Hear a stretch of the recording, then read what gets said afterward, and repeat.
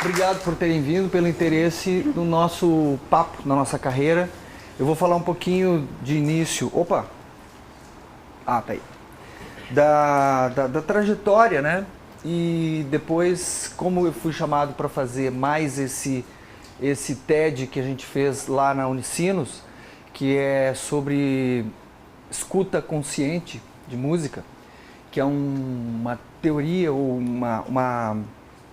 um conteúdo que eu desenvolvi depois que eu comecei a gravar a Orquestra Sinfônica de Porto Alegre. Gravei por 7 anos, todas as semanas fazia gravação e mixagem, agora que eu larguei por causa de compromissos, outros compromissos mesmo. Mas vou dar uma passadinha na questão da minha visão sobre a cultura, que é a minha área, né? E quais são as conclusões que eu cheguei sobre a importância da cultura e como é que eu acho que elas se inserem na nossa vida e nas nossas essências. Papel da cultura e da arte. Tem alguém da área da arte aqui? Artista. E aqui todo mundo design, né? Bom, começando a falar das origens, né, dessa coisa, da cultura e da expressão humana da arte. Eu conto uma história que eu suponho que deva ter acontecido entre os primatas. O ser humano estava lá nos seus grupos, né? E um dessas pessoas, desses primatas, ser humano, se perde do grupo. Se perde do grupo e vai para o meio da mata. E fica sozinho. E começa a passar por grandes dificuldades. Esse cara, ele começa a sofrer as intempéries da natureza, né? E começa a passar mal. Começa um drama de vida. E aí ele começa a passar fome. E começa a ficar fraco. E aí ele começa a ser atacado pelos outros animais. Ele passa a ser uma presa. E ele é atacado por vários animais e consegue sobreviver. E ele sempre cada vez mais fraco.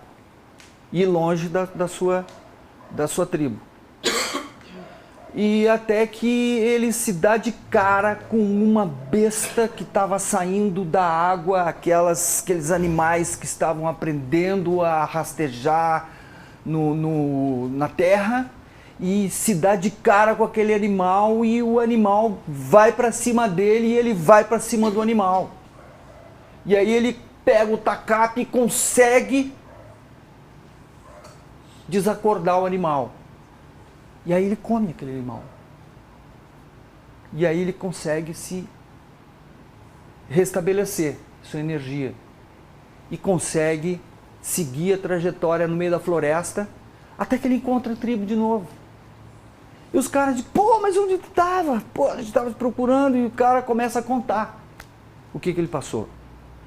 E aí ele começa a contar, conta que ele passou mal, que primeiro ele se perdeu, aí ele começou a lutar com os outros animais, começou a ficar fraco, conta todo o drama dele com muito detalhe.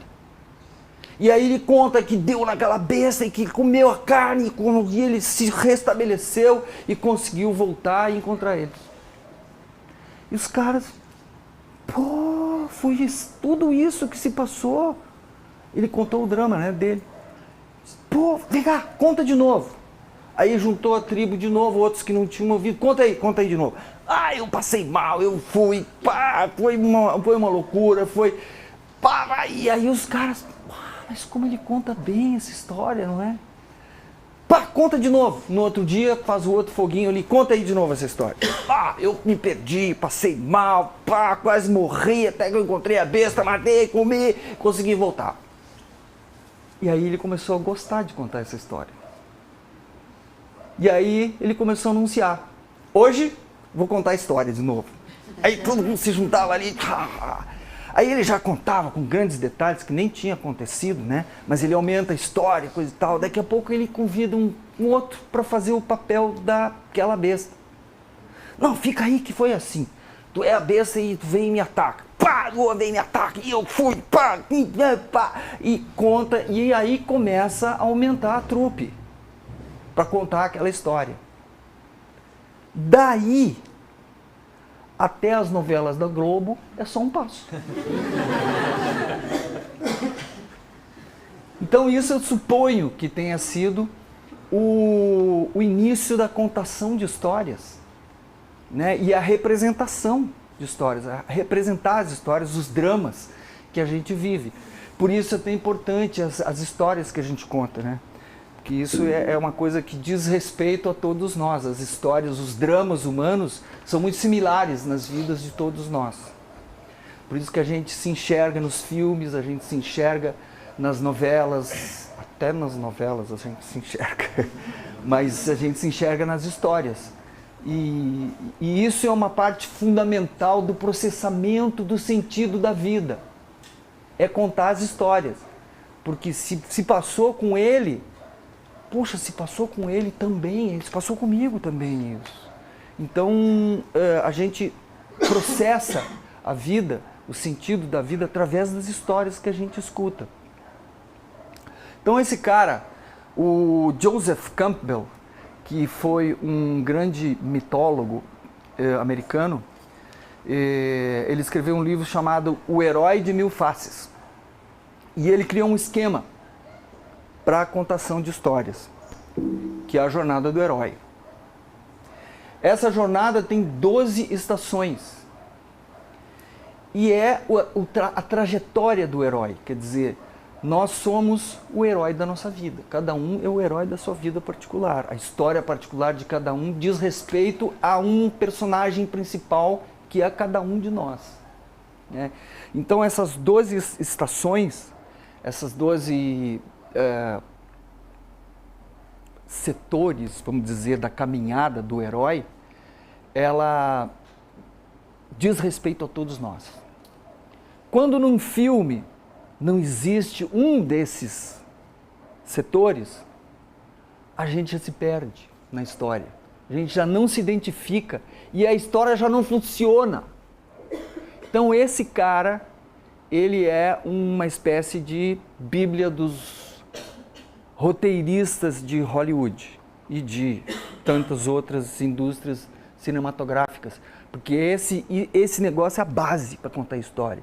Se não existe aquele momento em que o cara fraquejou ou que o cara ficou hesitante e depois ele entrou numa aventura e depois, eu vou mostrar aqui já os...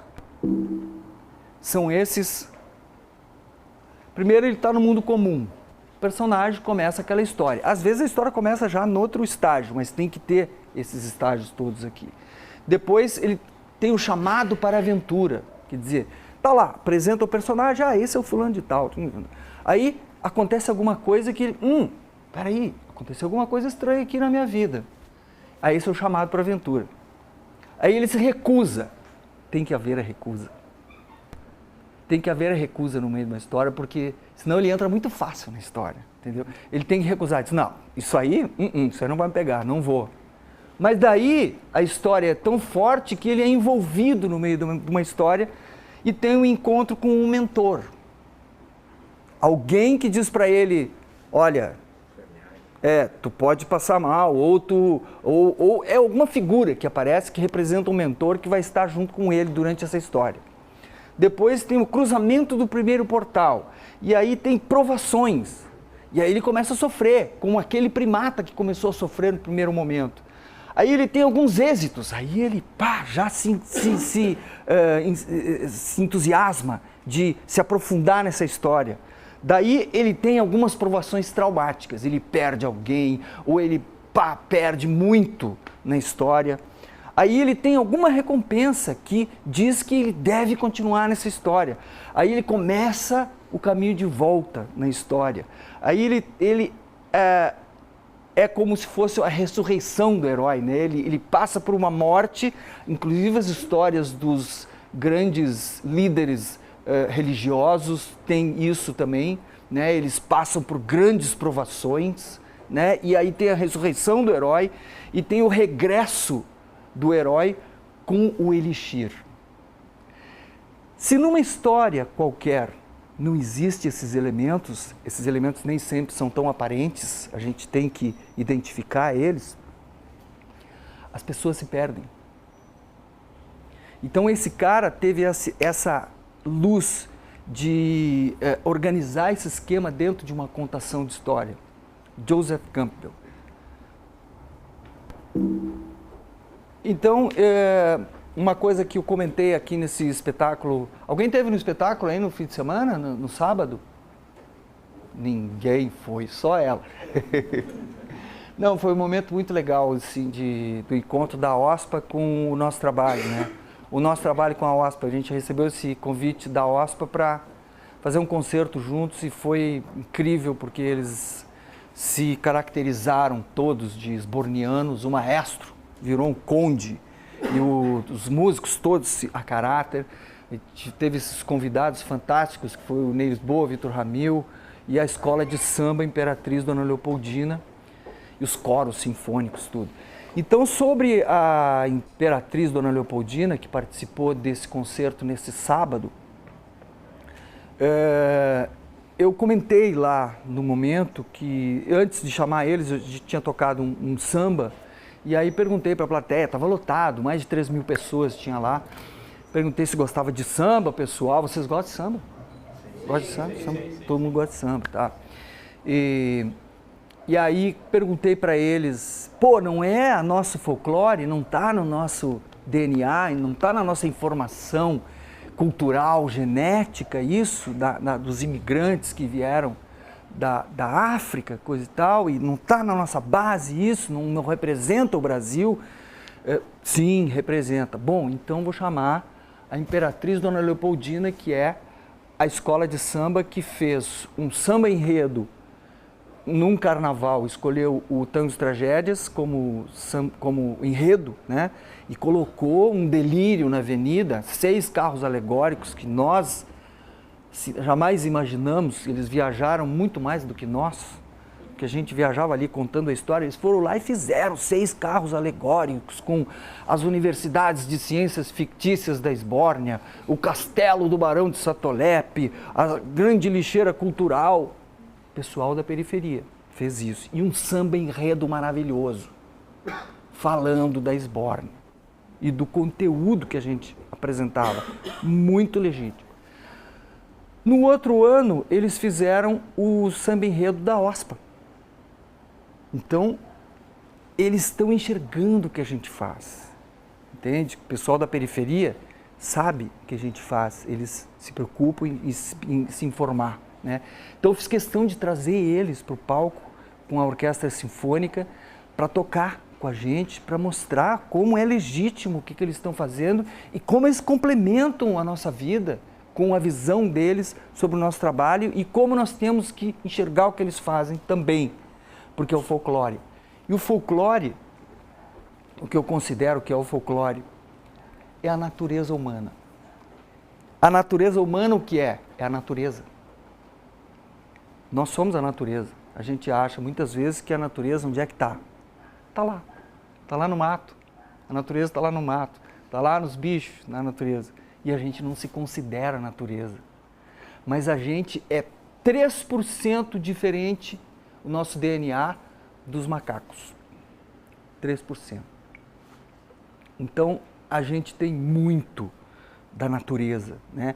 E a gente, os nossos costumes, aos poucos foram nos isolando da natureza, começar pelo sapato, porque a gente se isola dos campos magnéticos da Terra, que a gente sabe que tem campos magnéticos. Eu, há pouco tempo atrás, comecei a fazer os exercícios de botar o pé no chão de novo, que eu tenho pátio em casa, e há muito tempo não botava o pé no chão, e comecei a buscar sentir o magnetismo da Terra. Não é difícil.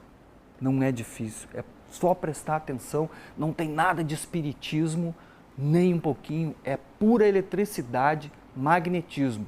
Inclusive, eu fiz uma viagem uma vez para Sedona, nos Estados Unidos, onde eles têm poços medicinais que foram criados pelos índios e são alguns lugares redondos que eles usavam para fazer curas, porque era um lugar onde os índios iam para se curar depois das guerras. E tem alguns poços medicinais lá marcados. E eu fui sozinho um dia num poço medicinal desse, não sabia o que era, fui lá fazer uma meditação, entrei, tirei o sapato e levei um choque elétrico de grande escala, saí dali, fiquei assustado, porque a Terra tem magnetismo pra cacete, muito magnetismo, e a gente se isola do magnetismo, começar pelo sapato de borracha, entendeu? Então é uma forma que a gente vai se isolando da natureza, e a gente vai perdendo a noção de que a gente é a natureza. Nós somos a natureza. A gente acha que a natureza está lá. A gente vai fazer... se estão fazendo mal para a natureza.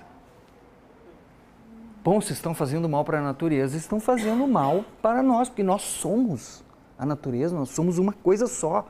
É um organismo grande. Bom, o que eu considero que é o folclore? O folclore é a expressão da natureza dentro da natureza humana. É a natureza se manifestando. Não é? Quer dizer, quando o ser humano escolhe os momentos para celebrar a vida e para se expressar em coletividade, né? Esses festivais que tem em todas as civilizações, todos eles, o Festival da Colheita, ou é algum festival ou outro que tem, todas as civilizações têm, todos os povos têm, todos os povos se expressam com criatividade, porque também é uma característica do ser humano a criatividade. Quer dizer, o pessoal não sai vestido de coletadeira e nem de coisas da indústria, até pode, né, para fazer uma alegoria, coisa e tal, mas se veste de coisas criativas, não é? E o folclore, a escola de samba, por exemplo, o samba no Brasil, o que está na periferia, o que pulsa, aí é as escolas de samba, né, que é um folclore afro-brasileiro. E nós temos os dois folclores aqui no Rio Grande do Sul. Todas as regiões do Brasil têm dois folclores, né? Tem o folclore local, que é, por exemplo, São Paulo tem as violas, os caipiras, né? E tem o samba. Né? O Rio de Janeiro tem o chorinho, tem essas coisas mais... O Rio de Janeiro é mais evidente, né? O samba. Lá no Nordeste tem as coisas dos locais e tem o samba. E lá no Mato Grosso tem as violas, rasqueados, aquelas coisas, guaranias, e tem o samba também. Né? Aqui no Rio Grande do Sul tem o folclore gauchesco, que é muito forte, que é lindo também, e tem o folclore afro-brasileiro, afrodescendente. Né? Tem esses dois folclores. O folclore gauchesco é mais de raiz hispânica, e sendo de raiz hispânica, é de raiz moura também, porque os mouros estiveram na Península Ibérica durante 800 anos. Quem visita lá Portugal e a Espanha sabe, vê lá nos nomes das coisas todas, e a arquitetura, tudo, esses 800 anos que eles estiveram lá, deixaram uma marca muito profunda naquela cultura da Península Ibérica, que veio parar aqui também. Então, hoje tem gente estudando, por exemplo, as milongas, né? Qual é a origem das milongas. As pessoas vão achar a origem das milongas no Marrocos, na música árabe, na música do Egito, entende? Quer dizer, a gente retrocedendo a nossa cultura de 200 anos. Nós temos 200 anos de administração aqui no Rio Grande do Sul, por exemplo. Eu participei de um evento lá no Palácio que era para marcar os 200 anos de administração. Era logo depois das capitanias, eram as capitanias, Seis Marias, que foram distribuídas, depois as capitanias, e aí as capitanias já foi o primeiro esboço de Estado, e aí depois foi evoluindo, mas são 200 anos. É muito recente. Então qualquer um de nós tem uma memória que vai se perder num passado que a gente não identifica mais. Né? Então a gente é um povo jovem e se a gente vai buscar as origens dessas coisas, a gente descobre coisas maravilhosas, fantásticas. E estamos descobrindo, mas ainda não veio à tona. A nossa identidade ancestral ainda é muito nebulosa. Bom, as manifestações tribais, elas são parte da cultura. Não é? Cada tribo tem suas manifestações que são ligadas à natureza, são observações dos animais, né? E a gente vem perdendo essa questão de observar a natureza para se interar com a natureza e para ser uma coisa só e para não levar a nossa biosfera a correr risco nenhum. Então a nossa biosfera está correndo risco porque a gente não tem consciência do que a gente é a biosfera. A gente sempre bota a culpa em alguém que está fazendo mal para a natureza. Mas é a gente que não tem essa consciência de que a gente é a natureza. Também a religião é natureza, né? Os rituais que os primatas faziam, né? Era tudo em relação à natureza, era o raio, era o fogo que não se entendia. O raio, o que é aquilo? O raio é Deus. O fogo é Deus, os ventos, as tempestades são deuses, né? Eles precisavam identificar que forças eram aquelas, né? E até hoje isso também impera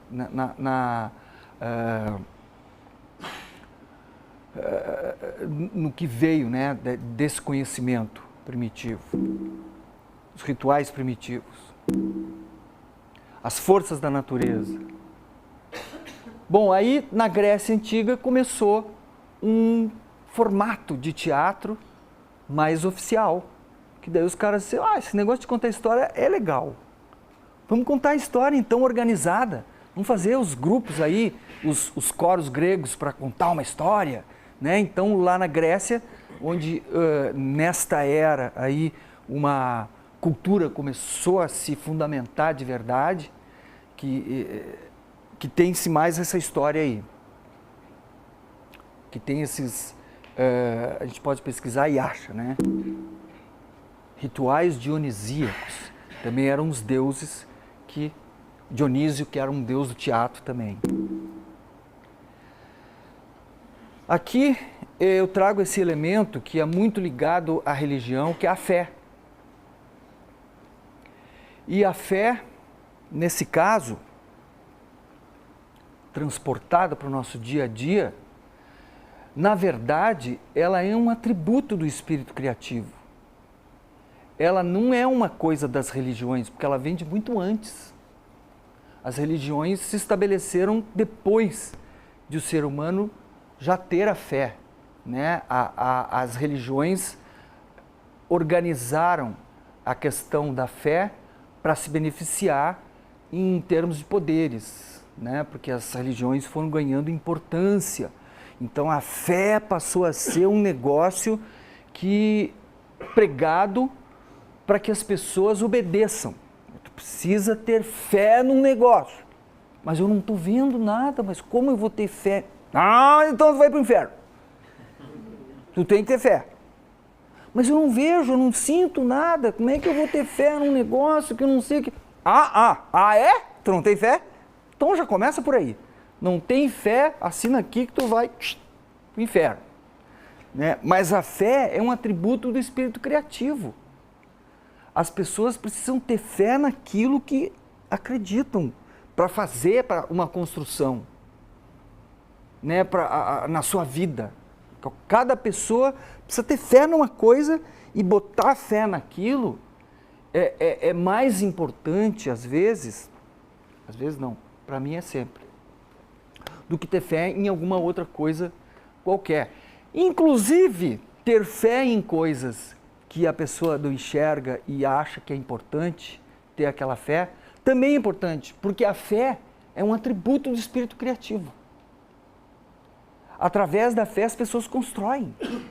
Tudo que está construído na humanidade foi a fé. A fé naquilo, foi a fé na sociedade, a fé na família, a fé no que aquela família não dava mais, que a outra família ia ser melhor. É a fé em uma construção, né? É o que a gente acredita. Aqui tem um negócio muito legal que eu gosto de mostrar, é que as manifestações criativas no reino animal. Aqui tem isso. Essa aranha aqui, não sei se vocês já conhecem isso, mas é sempre bom ver de novo. Ele vai para o YouTube.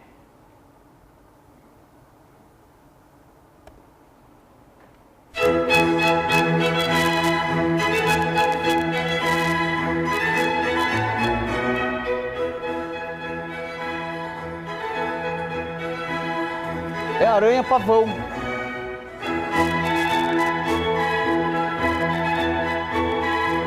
Incrível.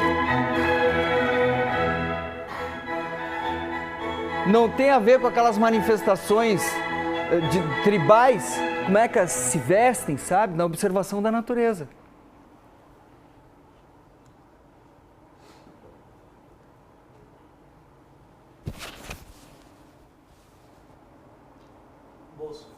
Ah, tá aqui. Ou tá aqui ou tá aqui. Espera aí.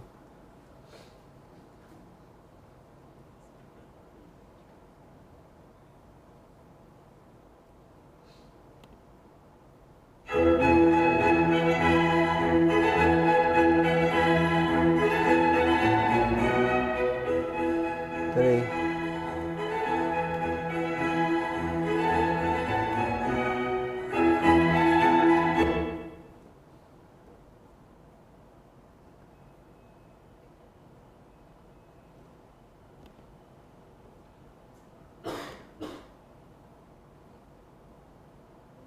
Aqui.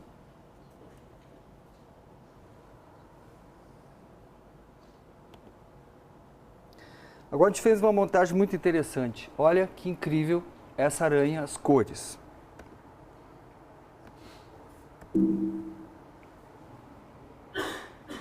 Isso é uma obra do Van Gogh, Vincent Van Gogh, que essa obra está lá no museu. Quem foi a Amsterdã já visitar isso. Isso aqui recolhe uma quantidade de dinheiro por dia absurda, porque pessoas de todo mundo estão lá para ver essa obra. Não estou dizendo que ele se baseou na aranha, mas parece não. Agora tem o outro aqui, que é muito bacana também. Manifestações criativas na natureza.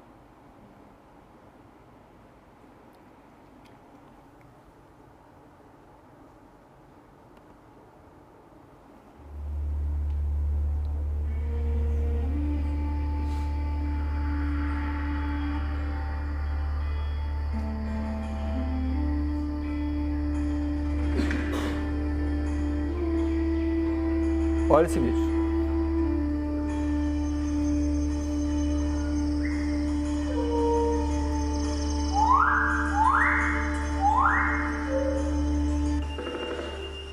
Olha a dança dele.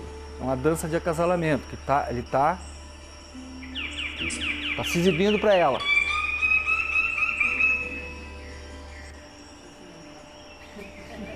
Olha lá, parece o Neymar. Olha lá, olha isso, olha a dança.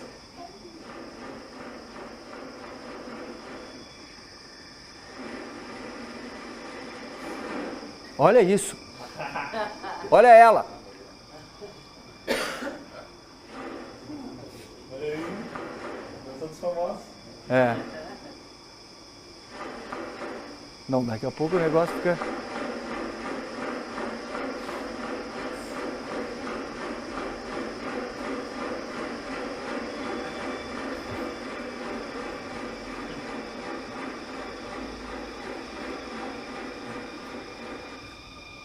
Olha o papo dele.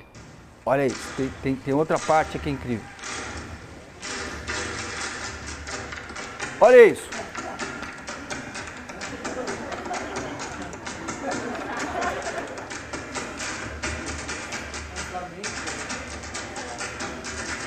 É o Copérnico. Aí.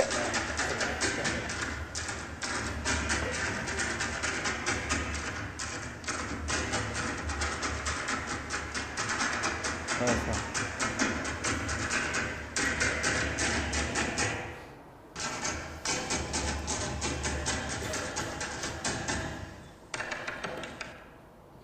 Como resistir, né? Incrível, né?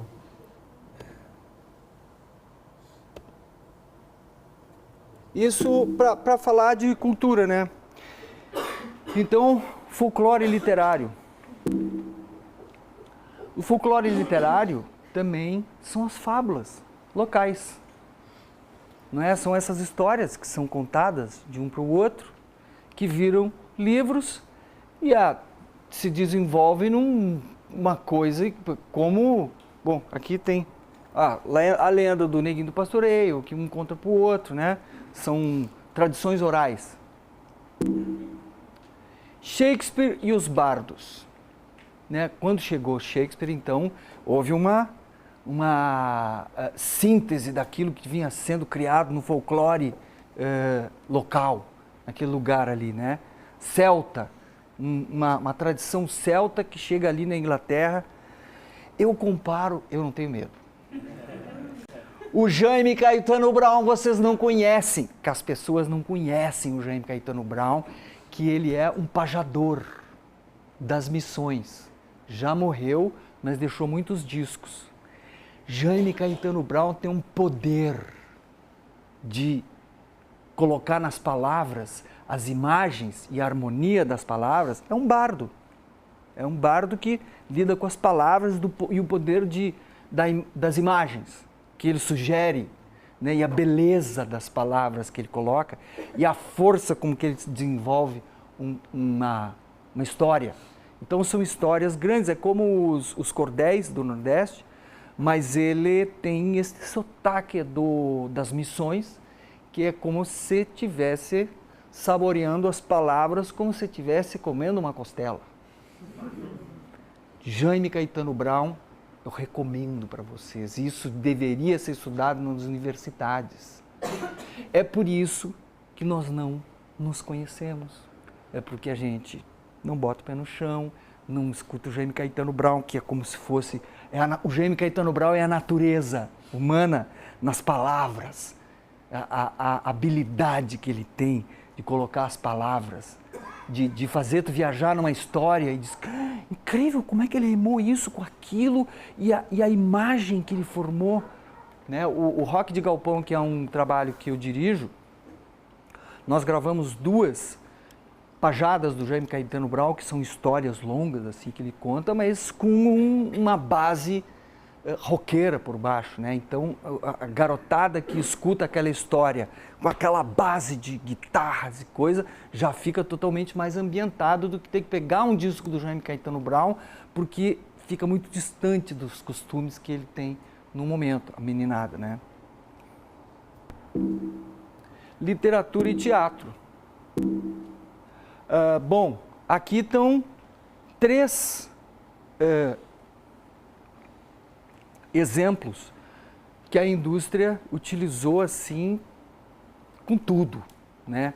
Que é a obra do Tolkien, que é inglês, que escreveu O Senhor dos Anéis, que são aqueles 3 livros grossos assim, que ele criou um universo de palavras e universo de cidades, reinos e coisa que se transformou nessa saga, que virou esses 3 filmes.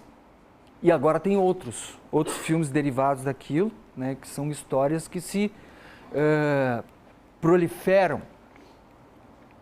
O George Lucas, que era amigo o George Lucas foi o primeiro, inclusive, que chamou a atenção de que o Joseph Campbell era fundamento para os roteiristas de Hollywood.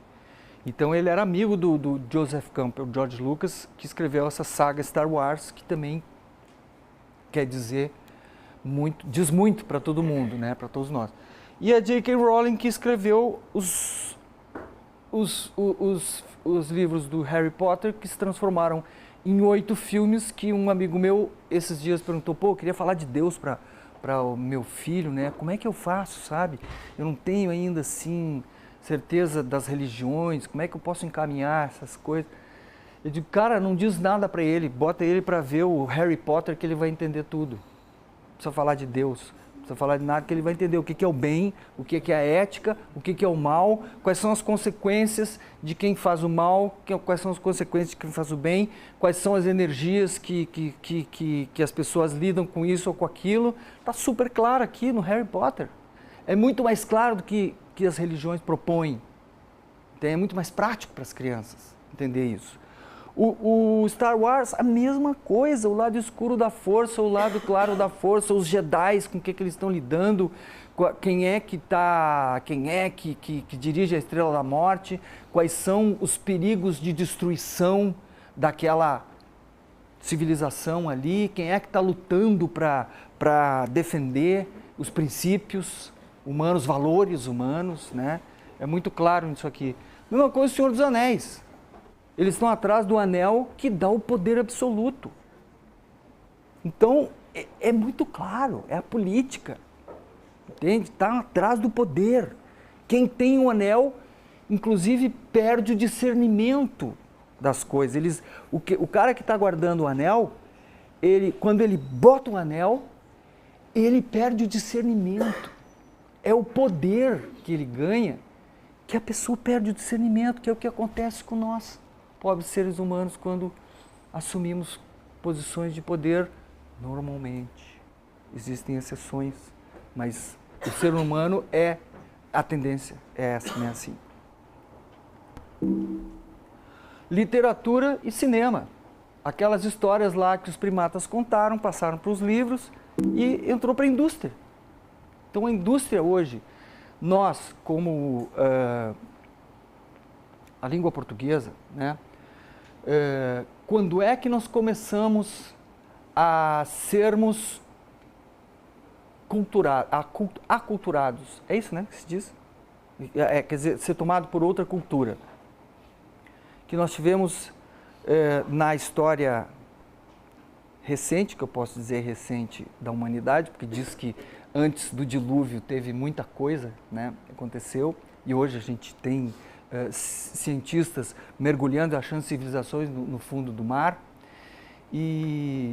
Mas nesta era que eu quero dizer é o que se conta na Bíblia, 6.000 anos, cerca de 6.000 anos dessa era. Nós tivemos 2 exemplos de grandes movimentos de aculturamento, que foi o Império Romano, que tomou toda a Europa, né? E tomar toda a Europa na época não é chegar lá e dizer, ó, camaradas, nós viemos aqui porque nós viemos trazer evolução para vocês, tá? Nós vamos aqui, vamos botar os nossos empreendimentos aqui e nós vamos trazer benefícios para todos. Não era assim, todos sabem.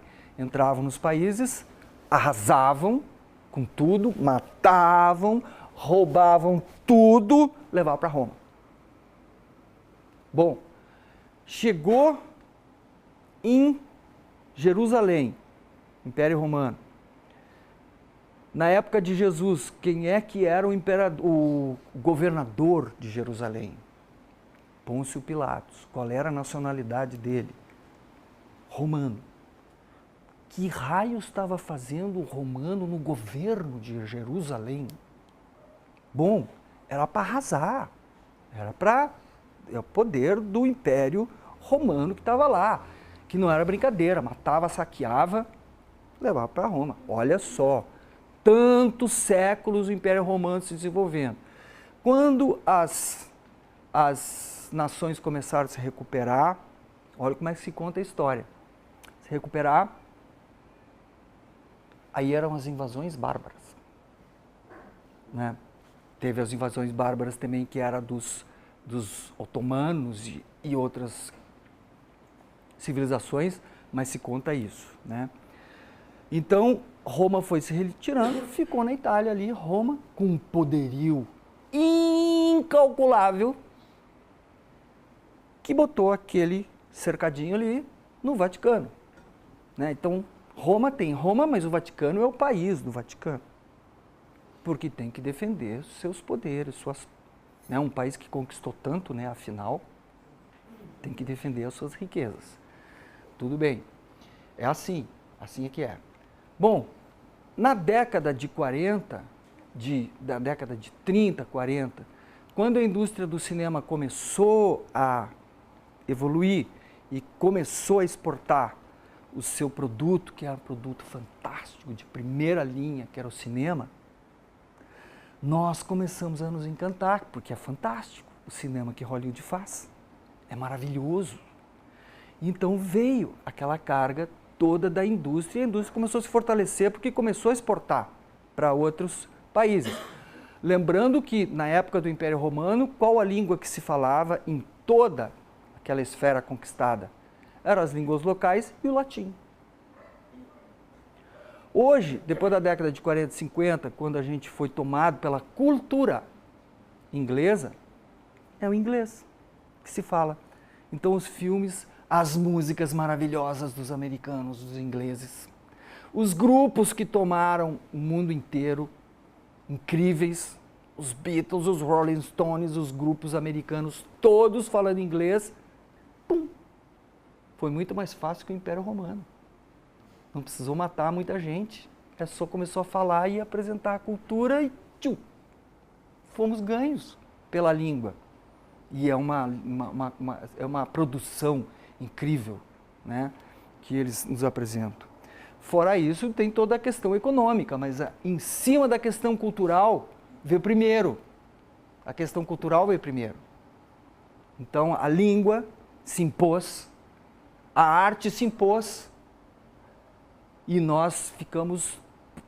a gente se abriu, porque era muito boa, né, a produção cultural da língua inglesa.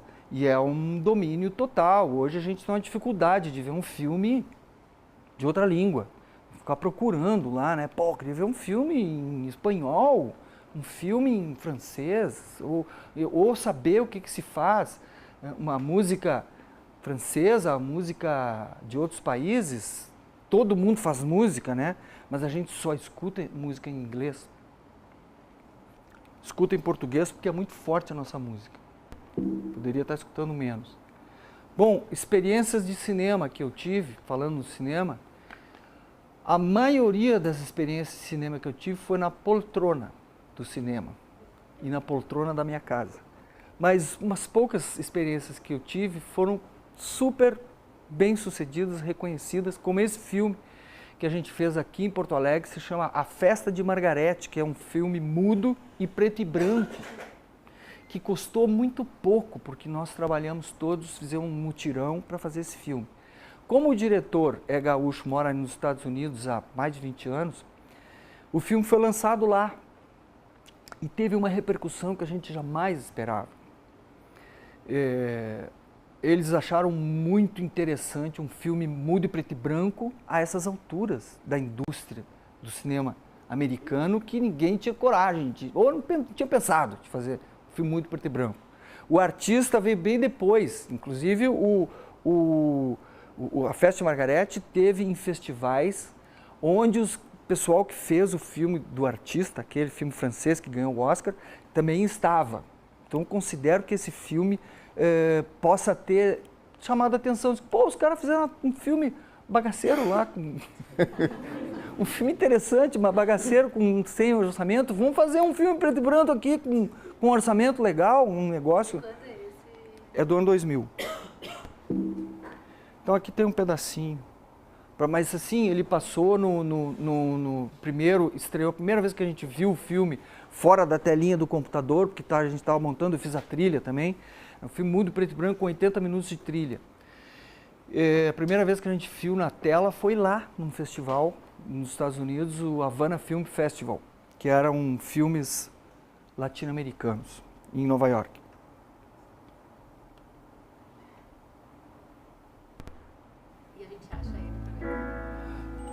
Já teve muito, mas tem nesse site aí, tem para vender. Só que tu tem que comprar outros filmes junto do pacote. Essa imagem do YouTube tá meio baixa resolução.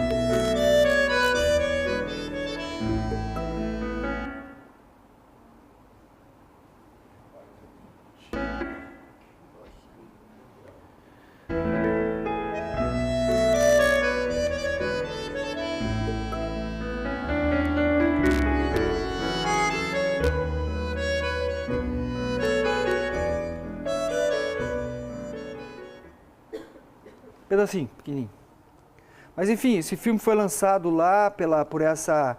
Eles escolhem 5 filmes por ano para representarem algum país que eles querem estudar e levar para as escolas. Então, eles compraram esse filme e esse filme rodou a escola. A gente foi nas escolas fazer palestra, falar sobre o Brasil, que eles estudavam tudo, todas as estatísticas do Brasil através desse filme. E eles escolhem 5 filmes por ano de nações diferentes, porque eles consideram que o adolescente americano é alienado sobre culturas estrangeiras, não entendem por que cai avião lá. Mas uma iniciativa muito legal do MoMA, junto com o selo que lançou lá. O MoMA é o Museu de Arte Moderna de Nova York, foi onde passou o filme, em 14 estados diferentes, para nossa surpresa. Inclusive passou numa sala especial do Walt Disney Music Hall em Los Angeles. Pra gente, eu falo isso porque é o seguinte, pra gente era uma experiência de cinema, não era nem um filme. Mas a gente teve fé naquilo que a gente estava fazendo. E a fé que a gente teve naquilo foi o que transpareceu para eles. Pô, esses caras fizeram uma obra de arte assim, com tão pouco dinheiro e num nível de resolução, contando uma história tão inteligível e que conta a história dos brasileiros, que isso é muito interessante. Vamos comprar esse filme, que vai ser um deles que vai passar no Museu de Arte Moderna de Nova York para mostrar para as crianças como é que é o Brasil, como é que é a música do Brasil, como é que é os sonhos do brasileiro, como é que as histórias deles, como é que eles contam histórias. Entende? E para nossa surpresa, nós que não tínhamos experiência de construir roteiros assim tão bem tecnicamente apurados, eles nessa escola, eles estudavam tudo sobre cinema também. Então eles estudavam assim, por que o diretor usou esse enquadramento? Por quê? Porque dali daquela escola vai sair gente para o cinema. Porque a indústria do cinema é muito farta para eles. Muita gente trabalha na indústria do cinema. A indústria do cinema é maior que a indústria do automóvel dos Estados Unidos. Porque em qualquer vila do planeta Terra tem filmes americanos passando. Então realmente é muito dinheiro que passa ali e é muito profissional que entra nessa área. É muito fácil fazer cinema. No Brasil é muito difícil fazer cinema. Outro filme que nós fizemos também, que eu participei, né, que foi do Até que a Esbórnia nos Separe, que é o filme do Otto Guerra, que fez uma animação sobre o Tangos e Tragédias. Usando os personagens do Tangos e Tragédias, eles construíram uma história contando a história da Esbórnia, coisa e tal, e muito legal também, foi uma coisa, rodou por festivais internacionais, entrou no cinema aqui, foi vendido para a HBO, passou muitas vezes nos canais da HBO, Cinemax, e foi quando as pessoas viram mesmo, porque filme brasileiro as pessoas não frequentam muito, né? E foi muito bacana, assim, especialmente porque foi no momento que o Nico nos deixou também, ele viu o filme no lançamento lá em Gramado e em janeiro ele voltou para Esbórnia.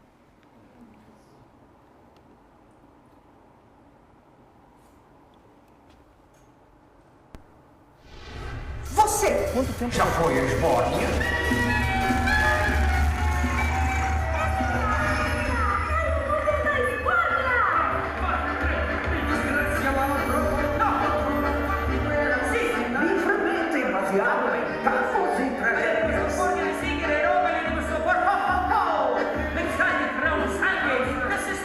Pra você se encantar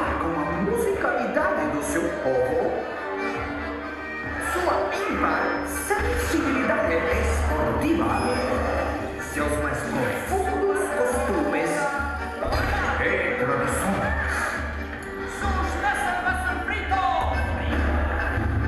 Uma mimosa história de amor, conflitos e desilusões, resistência, satisfações e desespero.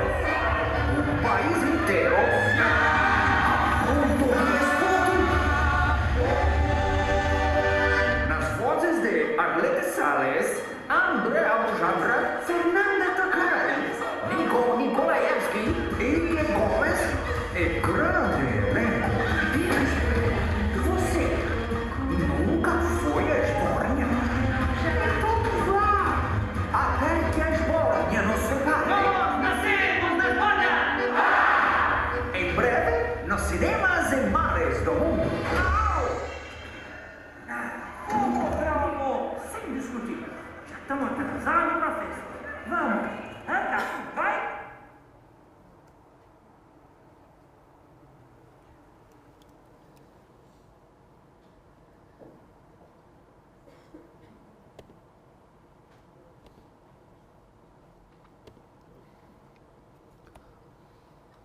Nós temos quanto tempo ainda?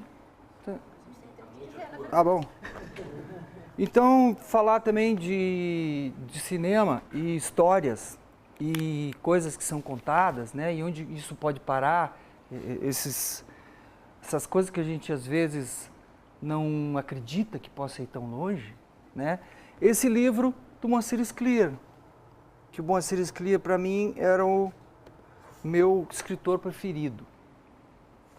Eu não sei se eu li todos, porque ele tem muitos livros, mas todos os livros dele eu me transporto para dentro da história e consigo imaginar tudo que ele está sugerindo ali, eu viajo nos livros dele. Então, para dar um exemplo, esse livro dele, a história do Max e os Felinos, que é um livro pequeno, mas um livro muito criativo que conta uma história incrível. Foi plagiado e foi um escândalo internacional. Os editores do Moacir Scliar, que são... o Moacir Scliar tem livros em muitas línguas, especialmente inglês, lógico, mas os editores americanos dele chamaram a atenção que tinha um cara que lançou um livro muito parecido com o dele. E aquilo virou um escândalo. E o cara reconheceu que ele tinha lido o livro dele, entendeu? E a história é muito igual. Foi um escândalo internacional que o Moacir Scliar, como ele era um gentleman, entende? Fez algum acordo lá, porque o filme virou A Vida de Pi e ganhou o Oscar. Esse filme passou na Globo esses dias. Entende? É um filme incrível, com toda a tecnologia que a indústria do cinema pode oferecer, mas contou uma história que era a história do Moacir Scliar, entendeu? E hoje já não está mais tão difícil, não é uma missão impossível chegar a concorrer, porque outros filmes brasileiros concorreram, como Cidade de Deus, que concorreu ao Oscar como melhor filme, não era melhor filme estrangeiro, porque os produtores de lá assumiram a produção do filme também e colocaram como concorrendo como melhor filme, não ganhou, mas concorreu um filme feito no Brasil. Aqui tem uma parte que é uma música do... Isso aqui eu sempre... tem algum médico aqui? Professor, o senhor vai me dar licença, vou falar sobre neurociências, e a neurociências hoje não é mais um assunto de cientista, porque como não era antes o assunto vamos dizer, o assunto da caganeira, sabe? Que antes era só o médico que entendia, hoje todo mundo entende, né? Então, quer dizer, diz respeito a nós, tem muita informação disponível e as pessoas entram nesse assunto mesmo não sendo especialistas, né? Isso que eu quero dizer, que eu estou falando uma coisa que não é minha especialidade, mas é um assunto que nos diz respeito. Hoje a gente tem informação sobre neurociência e a gente quer saber sempre mais, e é a experiência de cada um, eu acho que vai enriquecendo a experiência dos outros, inclusive dos médicos. Uma visão artística. Então, neurociência no aprendizado, uma coisa que eu me dei conta. Isso aqui tem uma animação que eu acho muito bacana, que é sobre o movimento dos neurônios.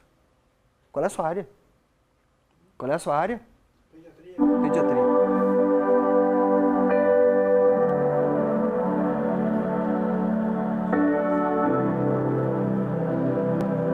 Digamos que são redes neuronais, uma representação das redes neuronais. Então, como é que se dá a informação, passa de um neurônio para o outro para formar redes neuronais? Eu acho tão bonito, que a gente não vê e é um fundamento do ser humano, né? Do aprendizado. Olha, isso aqui são sinapses, são reações eletroquímicas. Eletroquímicas são reações de luz que passa de um neurônio para o outro com uma informação. Olha aí. São bilhões de movimentos neuronais que a gente tem. Memória, aprendizado.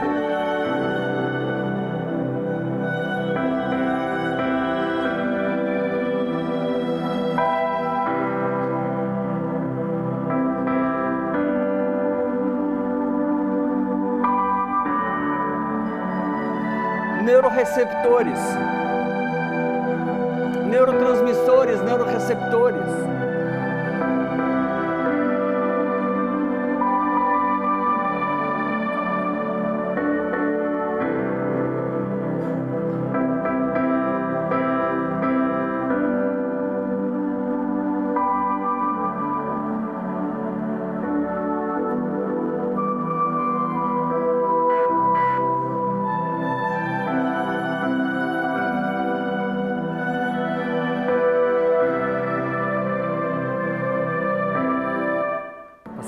Senão eu fico olhando.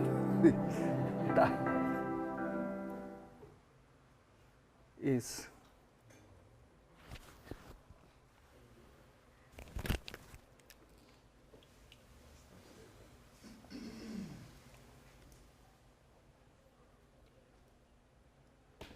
Bom, eu mostrei isso para vocês porque as minhas conclusões a respeito disso e a música.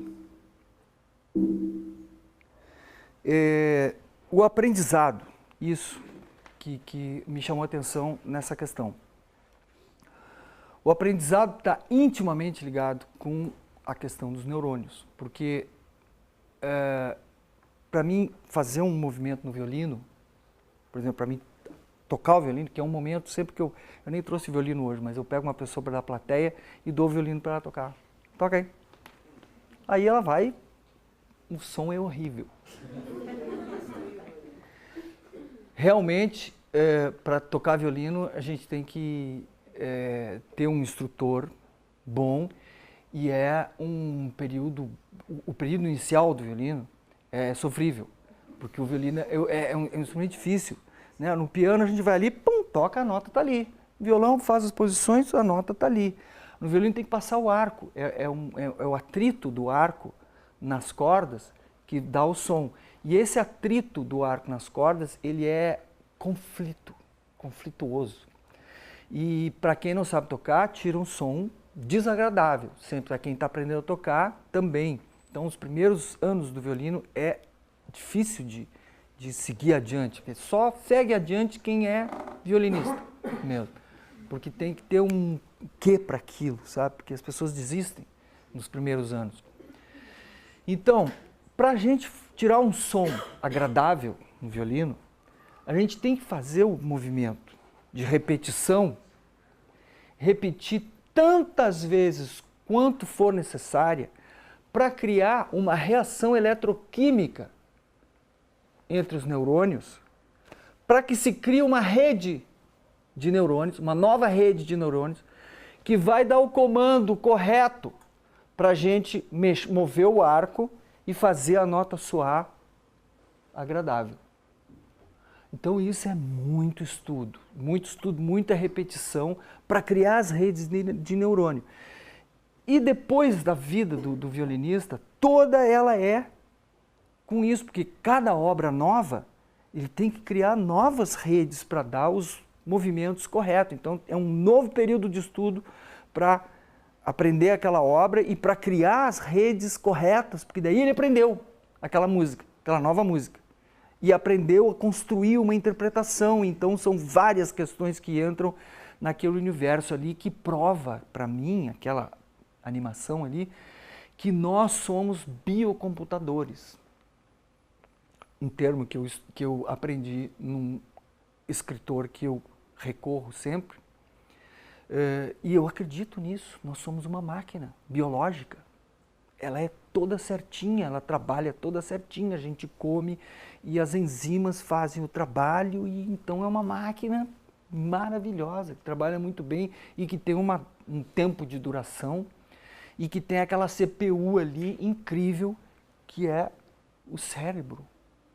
Com essa coisa, esses movimentos que a gente poderia dizer mágico, porque tudo que a gente não entende a gente fala mágico, né? Mas é incrível isso tudo, que, no meu ponto de vista. Então, agora vai começar a palestra. Esse tema que foi o tema que me propuseram para falar, certo? Que é a música.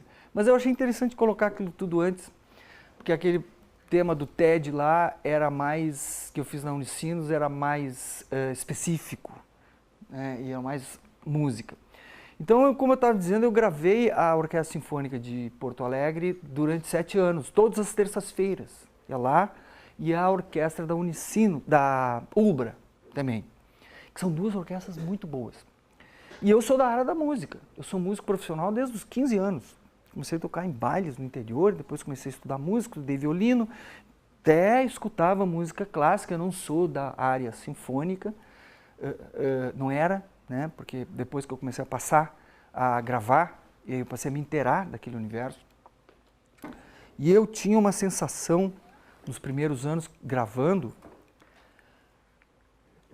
eu sendo músico e tendo acesso àquelas obras, coisa e tal, mas não escutava música assim clássica, coisa. Passei a escutar, a sensação que eu tinha era o seguinte: como eu sou ignorante. Porque o que foi criado de obras fantásticas na história da humanidade, e eu não escutava, não tinha esse costume. Mas a música tem um nível de elaboração tão elevado como a ciência. Então, as últimas descobertas da ciência de agora podem se comparar ao nível de elaboração de uma sinfonia que foi composta nos anos 1920, 1930. Entende? Por causa do nível de elaboração que os caras conseguiram dentro de um esquema da sinfonia. O nível de criatividade que eles conseguiram empregar ali naqueles grupos sinfônicos. É incrível. Então eu comecei a escutar música clássica, que eu não escutava. E comecei a gravar aquilo, comecei a escutar, então eu escutava Tchaikovsky, por exemplo, achava bonito, que bonito Tchaikovsky, comecei a gostar, coisa e tal. Até que um dia veio um solista russo, violinista russo, filho de um maestro, então já era de família, músico, coisa e tal. E esse violinista russo tocou Tchaikovsky. E eu fiquei embasbacado com ele tocando Tchaikovsky, porque aquilo era o folclore dele, da Rússia. Então ele estava expressando a natureza daquela região. E o grau de detalhamento com que ele expressava aquilo, eu entendia tudo. Os mínimos detalhes, a criatividade que ele empregava naquilo. E ele entendendo Tchaikovsky era russo. Ele russo, tocando uma obra de sinfonia russa, com um grau de elaboração que a gente não tem. Mas aquele grau de elaboração me trazia elementos, entende? Meu cérebro conseguia viajar naqueles detalhes, e eu entendi que um russo tocando a música de Tchaikovsky é diferente de um americano, por mais excelente que ele seja violinista, de um americano tocando a música de Tchaikovsky, por causa do grau de elaboração e da natureza que ele está expressando, daquela região, daquele povo, daqueles costumes, daquele clima, daquela história. Né? Então, isso me caiu essa ficha, entende? Quer dizer, pô, como é importante a gente conhecer. Os russos têm uma variedade de compositores tão incrível que se a gente conhece os compositores russos, a gente fica assim, cara, essa nação daquele tamanho, com essa cultura, com esses escritores que escreveram essas obras, que contaram essas histórias, e a gente não tem acesso ao cinema russo, por exemplo. Eu não posso falar nada de cinema russo. Vi um que outro filme. A gente não tem acesso. As músicas a gente teve acesso porque eu tive essa casualidade de começar a gravar a OSP, senão até hoje não ia saber também. Entende? Muitas pessoas de cultura do Brasil, que tem cultura, não tem conhecimento. Então, conhecer, por exemplo, Prokofiev, que é um que eu já gostava antes de começar a gravar o OSP, mas quando comecei a mergulhar naquelas sinfonias, Prokofiev é incrível. E aí a gente pode traçar paralelos, como o Villa-Lobos era incrível, e como a cultura brasileira é rica na música. Como nós poderíamos ser um poder cultural e econômico? Porque a cultura do Brasil é muito particular também, é muito rica porque a natureza é rica. Então a gente expressa aquela natureza, é uma fortaleza que deveria se transformar na fortaleza econômica que nós podemos ser, entendeu? Se a gente se livrar desses trouxas que estão aí. Bom, enfim, aqui eu vou mostrar uma gravação da OSPA que eu fiz, e é uma parte muito bacana, assim, que eu conheci esse solista aí. O nome dele é Yang Liu, ele está tocando uma obra de um francês chamado Saint-Saëns, e gravada no Teatro São Pedro. Esse cara tem um violino que é provido pela Stradivari Society. Quando eles acham um prodígio, eles têm essa sociedade e eles são donos dos violinos Stradivarius, que custam uma fortuna, né? Então essa Stradivari Society proveu para esse solista, que é chinês, um violino Guarnieri, que é desse calibre aí, os Stradivarius, Guarnieri, tem algumas marcas assim, que são relíquias, que veio um outro Stradivarius aqui, por um alemão, que esse Stradivari era propriedade de um banco alemão. Então eles veem esses caras prodígios, não, esse cara tem que tocar com Stradivari, então a gente vai lá e abre o Stradivari, para esse cara prover o Stradivari para ele, para a vida, para ele ficar tocando. E esse chinês estava tocando com um Guarnieri de 4 milhões de dólares. Então, por que um violino custa 4 milhões de dólares? E esse era um Guarnieri, não era mais caro. Esse outro Stradivari do banco alemão era muito mais caro, 20 milhões, uma coisa assim. Entende? Por que um violino de um preço desse? Por quê? É porque ele tem uma qualidade que quando as pessoas começam a perceber, começam a dar o valor que a coisa tem. Então um cara desses, que é um gênio tocando um violino desses, tocando uma obra do Prokofiev, por exemplo, é uma conquista da humanidade. Entende? É uma coisa que a humanidade conquistou, chegou lá. A humanidade chegou na Lua. A humanidade chegou em Plutão com as sondas. Entendeu? Mandou fotos de Plutão, olha só, na borda do sistema solar. Entende? E a humanidade conseguiu construir um instrumento, que é uma ciência. E esse cara compôs essa música Prokofiev com esse nível de elaboração científica que quando a pessoa entende essa música, ela passa por um outro estágio de consciência. Porque a música toca na consciência. E essa consciência que percebeu essa música, ela entrou em contato com a eternidade. Porque ela entrou em contato com a consciência do compositor. E essa música, ela é eterna, porque o compositor já morreu. E essa música pode durar enquanto a humanidade durar. E se a humanidade se escafeder do sistema solar, essa música vai continuar existindo como conceito. Então ela é eterna. Desde que o cara criou, ela saiu da consciência dela. Essa música, ela é uma parte da consciência do compositor. Imagine o Lago do Guaíba, quando ele está naqueles dias sem vento, frio, e bem claro, tem luminosidade, ele está aquele espelho, bem espelhado, não tem onda nenhuma. Aquilo é a consciência do compositor.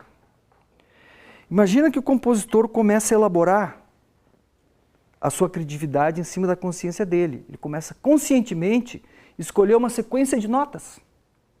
Conscientemente ele escolhe que o violino vai começar, depois os violoncelos vão entrar, e depois vai haver uma coisa forte, e aí a percussão entra e cresce, pum, e aí aquela sinfonia se desenrola. Aquilo sai da consciência do compositor. Aquilo é parte da consciência do compositor. É a consciência do compositor. E aquela música é eterna. E aquela música é uma parte viva da consciência do compositor. Então, essa escuta consciente que eu proponho, daí esse cartaz está muito bacana, que no começo eu falei do Kepler, lá naquele outro, depois eu falo só para justificar o... eu não falei, eu comecei falando de Kepler e de Copérnico naquela época, no TED, porque fiz um link com o Copérnico do Tangos e Trajetos, que é aquela dança, mas voltando para isso. Então, isso é o que me desperta o valor de escutar uma música em levante. É isso que a música aqui enleva. O violino, aquelas notas, aquelas frequências. Quando a gente parte para estudar o espectro de frequência, então, cientificamente, dos instrumentos, né, como é que hoje já é possível deixar claro em gráficos de tecnologia, como é que aquelas frequências daquele instrumento toca que área do cérebro? Como é que aquilo é percebido pelo cérebro? Quais são os movimentos neuronais que aquela escuta consciente causa? Então, conforme a gente se envolve no escutar uma música desse calibre, com um violinista desse tipo, com esse nível de elaboração, a consciência da gente passa para outros estágios. E o cérebro produz dopaminas. Produz um hormônio chamado oxitocina, que é o hormônio responsável pelo prazer. Então, os audiófilos hoje começam a descobrir por que eles são audiófilos, por que eles se viciam em escutar música. Porque o cérebro produz essas dopaminas. Então a pessoa começa a viciar em escutar música em alta qualidade. Então começa a comprar equipamentos de alta qualidade, porque esses equipamentos trazem um espectro de frequências muito maior que a gente não está acostumado a escutar. E quando a gente escuta, o cérebro produz essas dopaminas que nos dão prazer. Então, isso tudo é a escuta consciente. E como é que a nossa consciência se expande escutando música? Vou tocar um pedacinho aqui. Esse equipamento não é o mais adequado para escutar música em áudio hi-fi. Existem equipamentos adequados, mas a gente pode ter uma amostra do que é a OSPA. A OSPA é um órgão governamental cheio de profissionais que estudaram, às vezes, ou muitas vezes, muito mais que o médico. Mais do que o engenheiro. Um pianista demora 12 anos para se formar. Entende? Então, nós temos uma orquestra sinfônica em Porto Alegre, que é muito boa, porque eu tive a oportunidade de comparar com outras internacionais. E a OSPA é muito boa.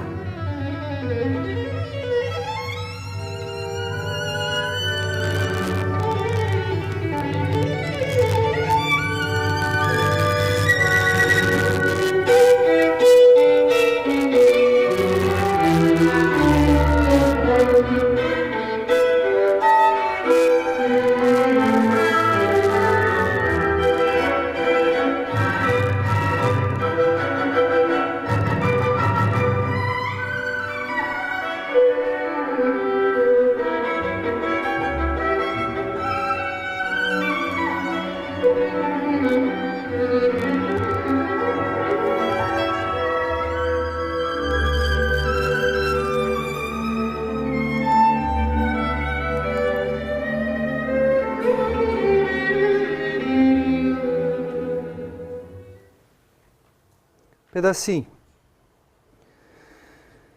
Então, isso. Vou partir para os finalmente aqui.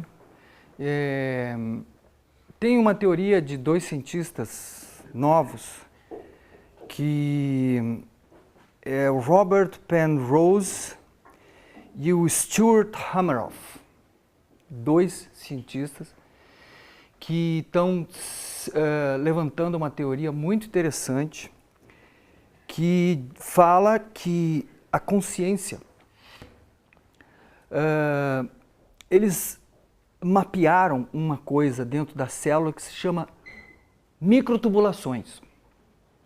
Nessas microtubulações, especialmente no cérebro, mas a gente sabe que nos intestinos também tem redes neuronais.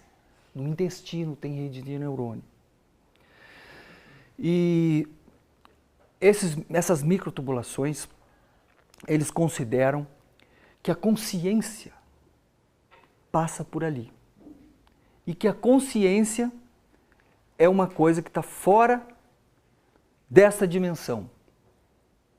Então a teoria deles, que eu acho muito interessante, que ultrapassa o que todas as religiões já falaram, mas a teoria deles é que a alma, essa coisa que fica eterna, consciência, possa estar ali, nesses movimentos quânticos dentro das células. A ciência quântica também é uma coisa que já ultrapassou o domínio dos cientistas. Todo mundo fala, e eu também falo, tenho coragem de falar, mesmo sem ser cientista. E para dizer que eu, sendo artista, tenho essa experiência de que eu trabalho através da minha alma para a alma coletiva. Quer dizer que nem eu, nem Johann Sebastian Bach e nem o Nico Nikolaevsky precisa ser cientista para falar disso. Porque nós temos a experiência de trabalhar com a alma para a alma coletiva. Então é isso, quero encerrar assim para deixar essa questão para vocês.